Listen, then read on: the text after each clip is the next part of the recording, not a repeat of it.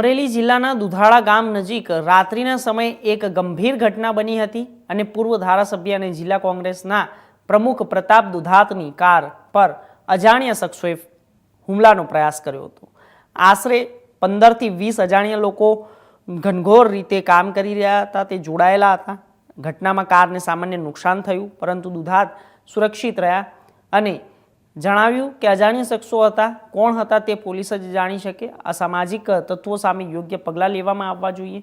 તેમણે આ ઘટનાના પાછળ કારણો અંગે કહ્યું કે તેઓ ખતરો ખેડૂતોના મુદ્દાઓ અને ખનીજ ચોરી જેવા મુદ્દાઓમાં જાહેર જીવનમાં પ્રવૃત્ત રહેતા હોવાથી આવી ઘટનાઓ થઈ શકે છે। આ મામલે અમરેલી એસપી સંજય ખરાતે તપાસ શરૂ કરી।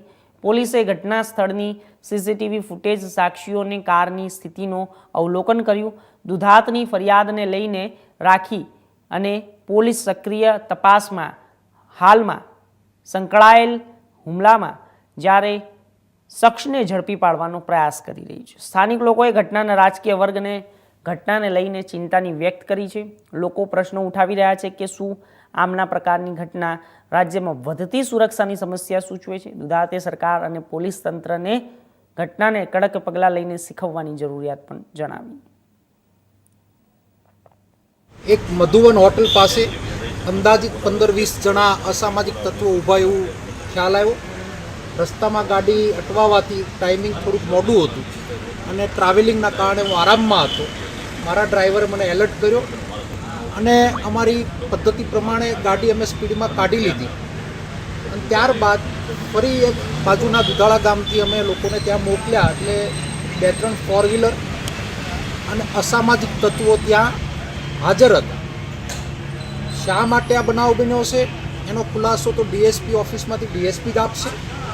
તપાસનો વિષય છે। વ્યક્તિગત ક્યારેય કોઈ લડાઈ અમે કોઈની સાથે થઈ નથી, પણ આ જિલ્લાની અંદર રાજકીય આગેવાન હોવાને નાતે ખેડૂતોના મુદ્દે, ખનીજના મુદ્દે, બુટલેગરોના મુદ્દે, ક્લબોના મુદ્દે વારંવાર હું બોલ્યો છું અને આક્રમકતાના કારણે કોઈને લાગી આવ્યું અથવા કોઈના માનસિક ધંધા ઉપર કોઈને ઘા લાગ્યો હોય એનો પણ બદલો લેવાનો કોઈ પ્રયત્ન કર્યો એવું બની શકે, આવી મારી શંકા છે। આનો ખુલાસો સ્પષ્ટતા તપાસ પોલીસનો વિષય છે। તરત મેં ડીએસપીને જાણ કરી। આઈજી સરનો પણ મને રાતના ફોન આવ્યો અને આખું તારીખ ઓર્ડન કરી અને આ અસામાજિક તત્વોને પોલીસ ગોતી રહેશે। અત્યારે ડીએસપીએ મને અસ્વસ્થ કર્યો છે અને ખાતરી આપી છે અને ફરિયાદ ધારી આપવા હમણાં જ મારા ડ્રાઈવર જવાનો છે। ફરિયાદ પણ અમે દાખલ કરાવવા જઈ રહ્યા છીએ। બાકીનો જવાબ પોલીસ તંત્ર તમને આપશે। આ જિલ્લાની અંદર જિલ્લો આમેય બદનામ છે। કાયદો અને વ્યવસ્થા ખૂબ જ કથળી ગયેલી છે અને આ ટુરિસ્ટ એરિયાની અંદર આવા બનાવના કારણે ફોરેનરો જ્યારે આવતા હોય, મોદીજીનું સપનું છે, આ સપનું સાકાર અહીંયાની સરકાર જ થવા ન દેતી એવું મારું માનવું છે।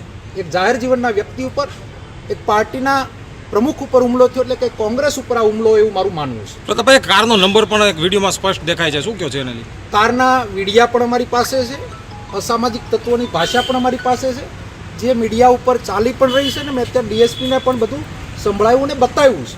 હવે આગળ કેટલી કાર્યવાહી કરે છે એ આવનાર સમય જ બતાવે।